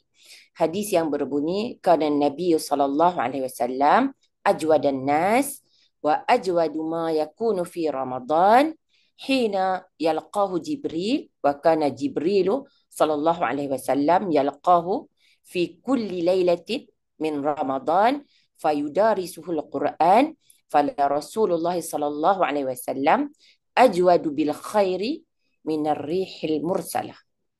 Jadi hadis ini bermaksud Nabi SAW adalah seorang yang paling pemurah. Dan dah paling pemurah dan menjadi lebih pemurah ketika berada dalam bulan Ramadan, ketika Nabi bertemu dengan Jibril, dan ketika Nabi bertemu dengan Jibril pada setiap malam pada bulan Ramadan, ulang kaji balik Al-Quran. Dan ulang Al-Quran ni pada tahun yang Nabi nak wafat, Nabi ulang 2 kali, ada dalam riwayat hadis yang lain. Dan kemudian Nabi menjadi lebih pemurah dalam bulan Ramadan nak dibandingkan dengan hembusan angin yang pantas. Nak cakap kata angin yang bergerak, angin kan, angin bergerak kita tak nampak laju angin, Nabi lebih laju lagi. Nabi lebih laju lagi daripada angin. Yang ini nak menunjukkan elemen mubalaghah, yang menunjukkan betapa, bukanlah kita boleh banding laju, kita mempersoalkan pula, takkanlah kita guna logik akal. Kita kata takkanlah Nabi ni lebih laju lagi daripada angin, kita kata angin tu pun laju. Tapi dalam konteks ni, kita faham ada elemen yang menunjukkan mubalaghah, yang menunjukkan betapa Nabi sangat pemurah pada bulan Ramadan, yang dalam konteks syarah hadis, bila Nabi nak bersedekah, tak ada teragak-ragak. Tak ada. Tak macam mungkin kita nak sedekah, kita fikir, ni baru berapa hari bulan, kan? Gaji kita berapa hari bulan. Kita fikir lagi, duit dalam akaun kita ada berapa? Cukup ke? Jadi maksudnya dalam konteks ini, sedekah yang dibuat tanpa perlu berfikir dengan panjang dan tanpa rasa teragak-agak. Ini nak menunjukkan sifat pemurahnya Nabi. Sebab kita percaya setiap apa yang kita infakkan, Allah akan cukupkan kita. Allah akan ganti. So kita tak ada rasa. Ada setengah orang, dia ada satu pemikiran, dia kata dia nak bagi kat orang, Saya cakap Kedah lah nak. Mungkin perempuan daripada Singapura, mungkin dia nak beri kepada orang, mungkin dia rasa dia pun tak cukup. Kan, dia kata dia nak bagi kat orang, dia pun tak cukup. So, dia kata cukup untuk dia. Tetapi kalau kita mengambil panduan dan kita meyakini apa yang disebut kelebihan bersedekah, infak dan sebagainya, pahala beri makan orang yang berbuka puasa ataupun orang yang bersahur dan sebagainya, Allah akan bagi ganjaran kepada kita. Sebenarnya ganjaran duit di dunia ni nak dibandingkan dengan ganjaran di akhirat tu lagi tidak ternilai. Jadi bukanlah sedekah tu perlu dengan jumlah yang besar. Macam yang disebut tadi yang menjadi benteng kepada kita walaupun dengan setengah biji tamar ataupun dengan sebiji tamar. Jadi sedekah tu tak perlu perkara-perkara yang besar yang kita rasa jadi beban. RM1, RM2, banyak medium untuk kita bersedekah pada hari ini. Kita beli dekat makcik yang jual, balance kita bagi balik kat makcik tu. Kita tahu ada golongan-golongan warga emas yang susah, kita infak secara rahsia dan sebagainya.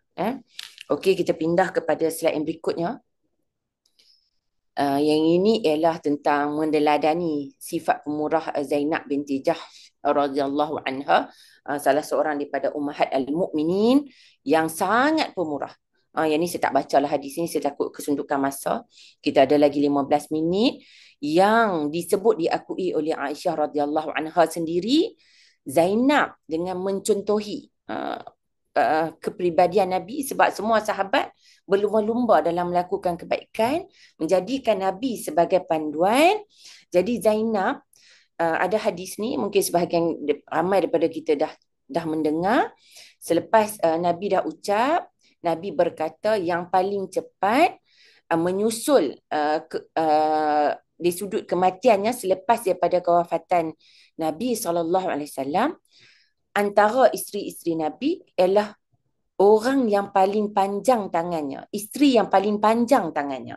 Jadi nak tahu isteri yang paling panjang tangannya, isteri-isteri Nabi pergi ambil kayu, ukur tangan isteri mana yang paling panjang. Kalau diikut tangan Saudah radhiyallahu anha paling panjang, akan tetapi yang daripada kalangan isteri Nabi yang menyusuli kewafatan Nabi ialah Zainab binti Jahsh radhiyallahu anha, yang bersifat sangat dermawan, yang ada buat kerja apa orang kata tenunan dan sebagainya, hasil daripada tenunan itu disedekahkan. Dan kalau kita tengok juga daripada apa kalangan sahabat wanita daripada sudut sedekah yang boleh kita contohi, antaranya ialah Asma binti Abi Bakr, kakak kepada Aisyah radhiyallahu anha. Asma dia takkan himpun perkara apa yang dia beli sedekah. Kalau kita, baju kita yang kita rasa baju kita yang kita nak sedekah, kita tunggu dulu. Tapi Asma akan sedekah, apa perkara yang ada akan sedekah, tak tunggu. Tapi kalau Aisyah radhiyallahu anha, Aisyah akan kumpul dan Aisyah akan sedekahkan. So yang penting, kaedah mana pun, yang pentingnya kita menghidupkan amalan orang perempuan seperti mana yang disebut oleh Nabi, wa akthirna, kita tasaddaqna, bersedekah, banyak kan bersedekah. Okey, slide yang berikutnya. Okey, yang ni kita sampai kepada pedoman Nabawi yang terakhir, iaitu tentang i'tikaf. Mungkin Ustazah boleh pindah kepada slide yang berikutnya. Yang ini tentang maksud i'tikaf. Saya faham, ramai orang kita dah faham. Dalam konteks masyarakat kita, kita fahamlah i'tikaf tu maksudnya i'tikaf di masjid. Ini dari segi bahasa lah. Wa antum akifuna fil masajid. Maksudnya i'tikaf ini berdasarkan pembacaan, kalau saya salah pun mungkin boleh betulkan daripada aspek hukum, i'tikaf ni memang di masjid lah, dengan tata cara yang khusus. Mungkin Ustazah boleh pindah kepada slide yang berikutnya. I'tikaf ini adalah sunnah,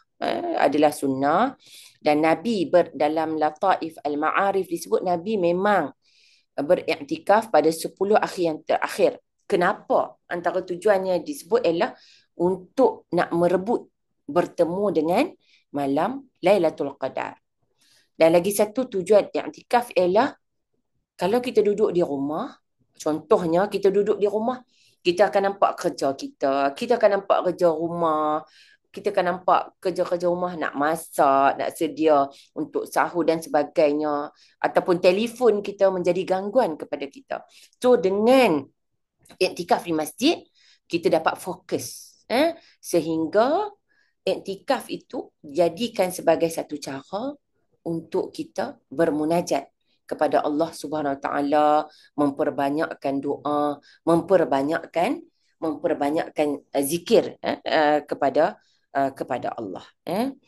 Dan dalam juga saya sebut tadi, antara bila kita sebut Lailatul Qadar yang doa minta ampun, Al-Imam An-Nawawi ada sebut dalam kitabnya Al-Azkar, selain pada minta ampun, kita juga orang perempuan 10 malam yang terakhir, apa lagi yang kita boleh buat selain doa minta ampun? Kita baca Al-Quran.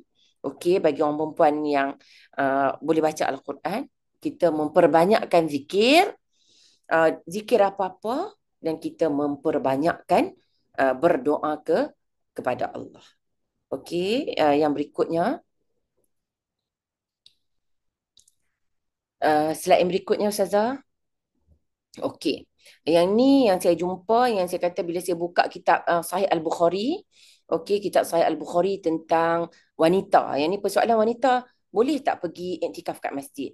Jadi yang ni sebab saya rasa masa pun terbatas, nak menunjukkan bahawa orang perempuan berdasarkan hadis ni boleh iktikaf di masjid sebab Nabi memang iktikaf 10 malam terakhir berdasarkan hadis riwayat Aisyah. Sampailah Nabi wafat dan isteri Nabi pun selepas daripada kewafatan Nabi turut melakukan amalan beriktikaf di masjid. Tapi kita tengok kan baru ni ada orang perempuan, budak kecil yang orang kata pergi ke masjid, kemudian dia dicabul kehormatannya. Jadi hukum, kita pindah saja kepada slide yang berikutnya. Hukum slide yang terakhir, wanita boleh beriktikaf di masjid. Ini ada hadis yang lain yang Aisyah diberi izin untuk beriktikaf di masjid, tapi iktikaf di masjid kena ada syarat-syaratnya. Yang pertama, kalau berpasangan dapatkan izin pasangan, dan kena pastikan selamat daripada fitnah. Orang perempuan tak boleh tabarruj, menutup aurat dengan sempurna, wangi-wangian, dan pastikan selamat untuk hadir beriktikaf di masjid. Dan yang terakhir saya nak kongsi juga ada hadis yang Safiyah, isteri Nabi SAW, Safiyah, yang Nabi iktikaf di masjid, beliau ada pergi berjumpa dengan Nabi di masjid.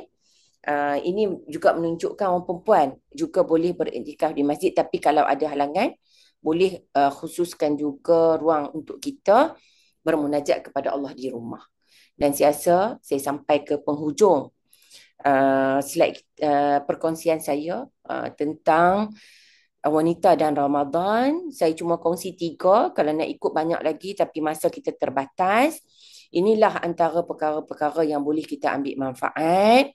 Yang pertama, kita memang menghidupkan Ramadan dengan sebaiknya, harap ganjaran pahala daripada Allah, dan juga kita minta ampun, dan juga kita peruntukkan masa kepada kita untuk bermunajat kepada Allah Subhanahu Wa Taala, dan mudah-mudahan Allah bantu kita untuk kita jadikan Ramadan kali ini, kita tak tahu tahun depan bagaimana, adalah Ramadan kita yang terbaik.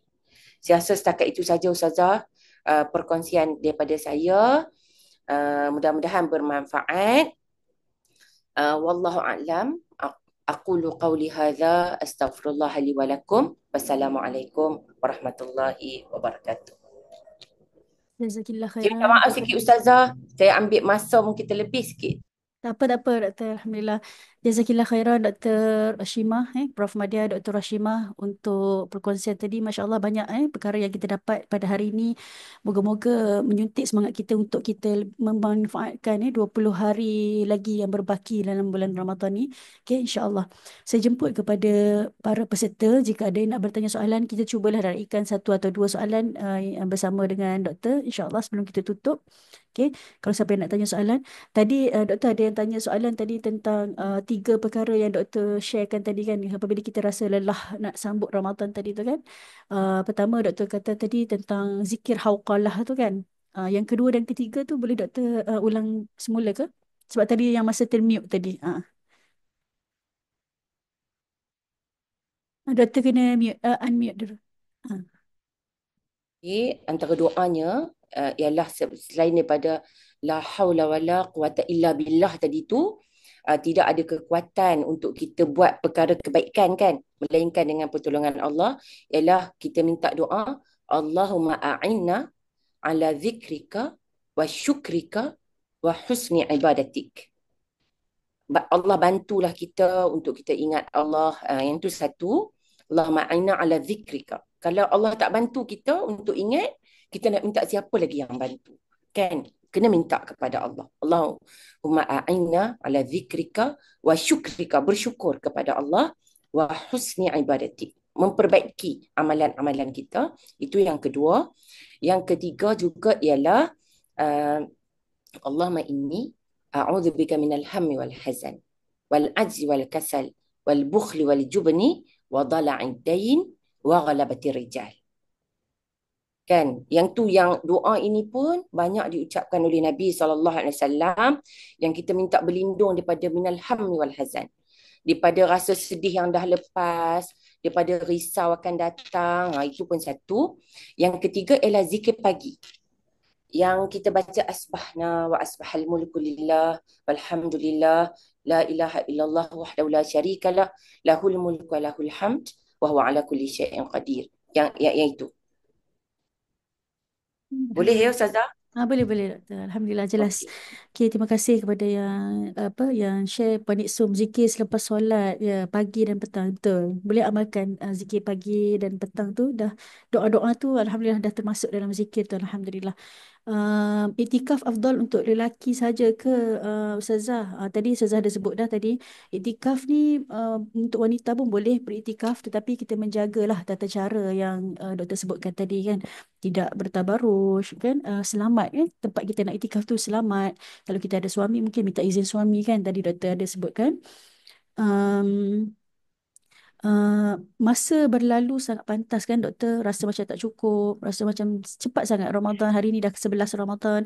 Macam mana kita nak dapat masa yang berkat ya doktor? Mungkin boleh doktor sharekan sikit insyaAllah. Mungkin untuk wanita khususnya kan. Okey, saya nak jawab pun. Saya pun struggle perkara yang sama lah. Kita sama-sama lah. Kita struggle. Tambah kita tugasan banyak. Tapi satu dah, saya pun wallahualam tak ada jawapan daripada hadis atau apa-apa. Mungkin satu untuk manfaat. Macam saya kata, kita minta kepada Allah. Kita doa Ramadan, kita spesifik, kita boleh tulis. Kalau ada orang dia ada diary, kan? Dia ada diary, dia boleh tulis. Apa yang dia nak minta kepada Allah. Satu, kita kata kita tulis, kita buat checklist kita sendiri. Satu, kita checklist Ramadan ni kita nak doa. Yang pertama, kita tahu kelebihan istighfar. Kita minta Allah ampunkan dosa kita. Yang kedua, checklist kita minta Allah masukkan kita ke dalam syurga tanpa hisap, syurga yang tertinggi. Yang ketiga mungkin ini tak ada nas, ini mungkin yang kita boleh manfaat, kita tulis, kita minta doa. Sebab kalau kita tak doa, kita berlalu begitu je. Kita minta doa, Allah bantu kita, ya Allah bagilah masa kita dalam bulan Ramadan ni kita dapat manfaat yang sebaiknya. Kita tak ada tempat lain lah. Saya rasa kita nak minta, kita boleh kongsi tips. Saya mungkin boleh kongsi tips. Betul kan Ustazah? Tapi kita manusia yang lemah. Jadi kita kena minta kepada Allah. Daripada sekecil-kecil perkara, sampailah perkara yang besar. Yang tu sahaja. Sebab kalau ikut kita ni Ustazah, sehari tu, pagi ni dah jam berapa kan? Tengok masa sekejap. Tak sempat pun nak zikir pagi tu. Mungkin zikir pagi pun tak sempat nak habis semua kan. So minta masa kita tu bermanfaat. Kita minta kepada Allah dan mudah-mudahanlah jawapan saya dapatlah orang kata memberi sedikitlah apa orang kata panduan lah pencerahan kepada uh, hadir saudara kita yang bertanya lah ya. Okay, Alhamdulillah. Terima kasih kepada doktor. Ada satu lagi soalan. Mungkin boleh doktor kongsikan doa-doa maksur yang boleh diamalkan sebelum waktu berbuka tu ke? Mungkin Setahu saya tidak ada doa-doa yang spesifik lah yang disebut dalam hadis, melainkan ketika berbuka tu dhahabad dhama'u wabtallatil uruq wa thabatil ajr, insyaallah yang tu kan yang kita baca tu, kita bismillah yang tu. Dan yang lain tu saya wallah alam ustazah, yang saya tahu tidak ada doa spesifik ketika waktu berbuka, so kita boleh doa je dengan doa-doa apa selagi mana doa kita tu tidak mencakupi perkara-perkara yang haram. Kita doakan keburukan orang lain dan sebagainya. Sebaiknya kita minta ampun, minta masuk syurga, nak minta perkara dunia pun boleh. Dan kalaulah kita rasa macam, kadang-kadang kita rasa banyak sangat kita nak doa kan. Tapi kita tak tahu nak baca doa apa. Antara doa yang kita jangan tinggal, ialah doa yang pendek je. Rabbana atina fid dunya hasanah wa fil akhirati hasanah wa qina adzabannar. Ya Allah, ya Tuhan kami, bagilah kepada kami kebaikan di dunia dan juga kebaikan di akhirat. Minta Allah, sebab kita tak tahu nak minta apa kan. Kadang-kadang banyak sangat kita tak tahu nak minta apa waktu berbuka, waktu pun dah limit, dah macam tapi ni tak ada nas khusus tau. Yang kata ni cuma mana-mana doa, saya takut salah faham. Minta Allah bagi hasanah di dunia dan juga di akhirat. Sebab dalam kitab syarah disebut hasanah di dunia tu dah merangkumi afiat. Afiat tu Allah selamatkan fizikal kita daripada musibah, daripada penyakit, daripada maksiat kan. Afiat tu maksudnya di situ.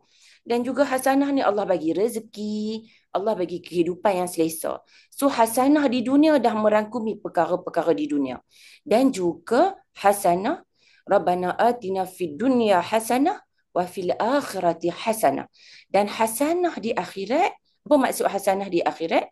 Ialah Allah masukkan kita ke dalam syurga. So dia dah jami' mani' dan merangkumi. Dan lagi satu doa tu, waqina azabannar, jauhkanlah kita daripada api neraka. Jadi doa ni, kalaulah kita rasa macam puan yang bertanya tadi kata, tak tahu nak doa apa.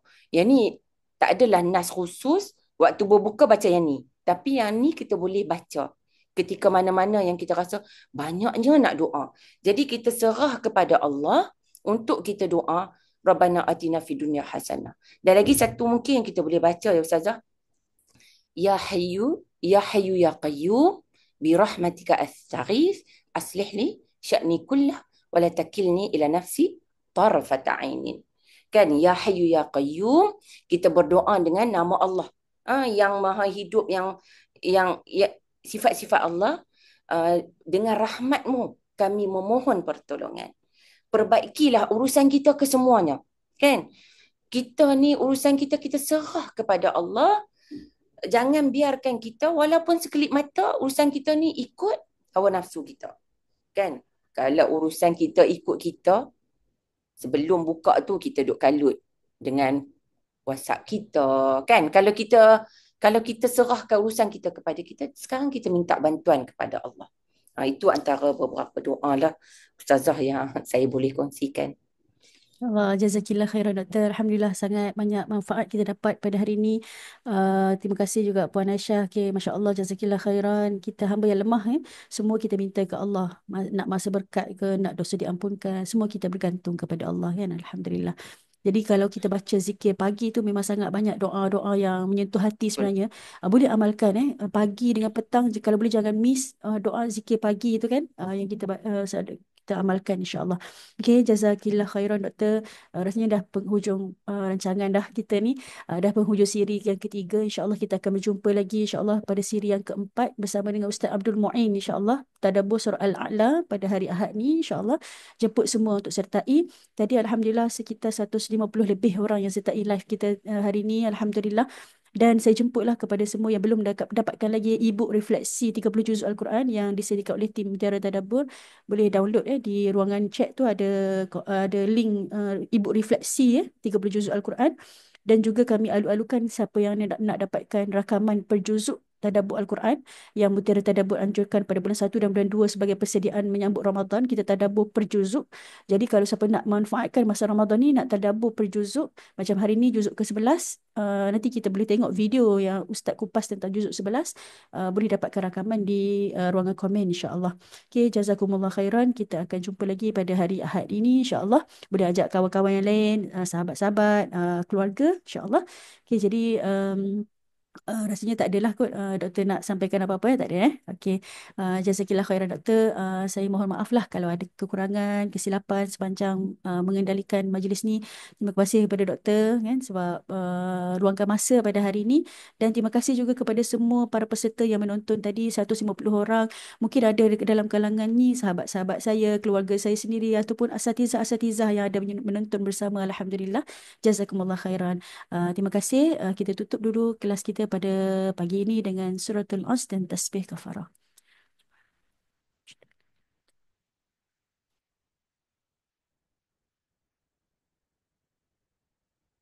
Okay, terima kasih. Assalamualaikum warahmatullahi wabarakatuh. Terima kasih doktor.